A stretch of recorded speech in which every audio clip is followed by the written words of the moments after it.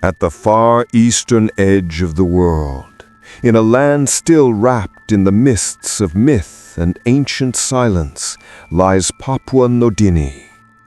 This country is home to rainforests so dense that sunlight pierces only in thin, golden shafts. Towering trees stretch skyward like living pillars. Roots coil like giant serpents gripping the earth, and the sounds of nature blend into an endless orchestra. The calls of exotic birds, the buzz of insects, and the haunting cries of unseen creatures in the night. But there is something else here, something that keeps the locals from ever feeling truly safe once darkness falls. They call it the Ropen, a mysterious being described as a flying dragon. Its wings span wider than a boat's sail, its eyes glow like burning coals, and its body gives off an eerie, ghostly light in the pitch-black night. To outsiders, it's dismissed as nothing more than folklore, stories born of fear and the remote jungles. But for the peoples of the coasts and hidden valleys, the Ropen is real. They swear they have seen it gliding above villages, snatching fish from the sea, even carrying off pigs or dogs that strayed too far from home. The stories of the Ropen are not mere whispers. Many witnesses claim to have seen strange lights cutting across the sky. These were not shooting stars, nor were they planes, but glowing orbs that moved in strange, deliberate patterns, as if guided by wings. One missionary in the 1940s recorded in his notes, "I saw a light plunge from the sky, then vanish behind the trees." The locals told him it was the Ropen on the hunt. They believed the glow came from the creature itself, some natural radiance that set it apart from all other animals. This is why villagers follow a strict, unwritten rule. Once the sun sets, no one ventures outside. Fires are extinguished, doors are shut tight, and children are kept indoors. For the Ropen, they say, is drawn to human voices and man-made light. Those who broke the rule often left behind grim reminders.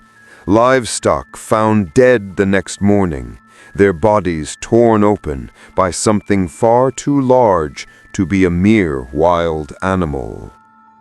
One of the most chilling tales comes from Huon Bay. On a moonless night, the sea lay black, reflecting only a scatter of faint stars. A fisherman named Wano was paddling his canoe back to shore when he noticed a streak of greenish light high above. At first, he thought it was a meteor, but the glow grew larger, closer, circling above him. Then came the sound, wings beating with such force that the surface of the water rippled. Fear gripped him, yet curiosity forced him to look up. That was when he saw it. A monstrous form, like a colossal bat, its long jaws lined with teeth sharp as spears, and its whip-like tail trailing behind. Its eyes blazed red in the darkness. The beast dove suddenly, snatching a large fish that had leapt from the water. In a blink, the prey was gone. Wano paddled desperately for shore, his heart pounding, and swore never again to venture onto the water after dusk. In time, word of the Ropen spread beyond the villages. Curious researchers from abroad began to speculate. Could this creature be a relic of prehistory, a living pterosaur that somehow survived extinction? The villagers' descriptions matched eerily well with illustrations in paleontology books. Vast wings, a long snout, a trailing tail. But how could such a being endure for millions of years, hidden from the world? There was no fossil proof, no captured specimen, only stories, blurry sightings, and faint tracks in the earth. For the native people, however, science mattered little. The Ropen was not just an animal. It was a spirit being tied to the realm of the dead. Its glow was a curse, a warning to those who dared to trespass into forbidden lands. In recent years, an American expedition arrived to investigate. Armed with night vision cameras, drones, and advanced sensors, they camped in a remote village, determined to record the legend. The first night, nothing but the chirping of crickets. The second night, only a bat passing overhead.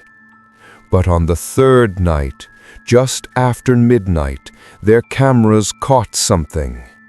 A ball of light shot across the sky, stopped for an instant, then plunged downward. Moments later, screams rang out from the village.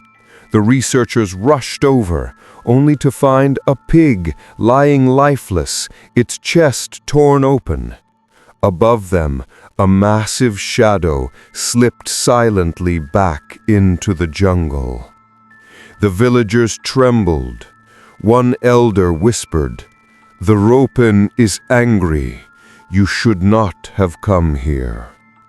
To this day, no solid proof of the Ropen has ever been produced.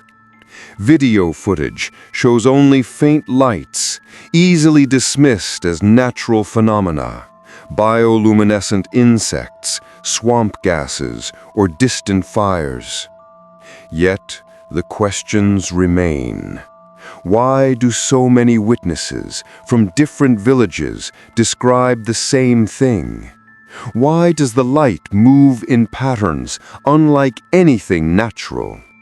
And why are sightings so often followed by dead animals, mutilated in the same strange way? The legend endures, passed from generation to generation. To the outside world, it is myth. To the people of Papua New Guinea, it is reality. A shadow that still rules the skies when night falls. Now, imagine yourself walking through the forests of Papua New Guinea. The night is moonless, the air heavy. The only sounds the rustling leaves and distant cries of nocturnal creatures. Suddenly, the sky glows green, the light moving as though it follows you. The air vibrates with the slow, heavy beat of colossal wings, and a foul stench of blood and fish fills your nose. You turn and see it. Wings stretch as wide as palm trees, its tail whipping like a serpent, eyes blazing in the dark. And in that frozen instant, you realize the truth. The Ropen is no mere story. It is alive. It is hunting, and perhaps it is already watching you.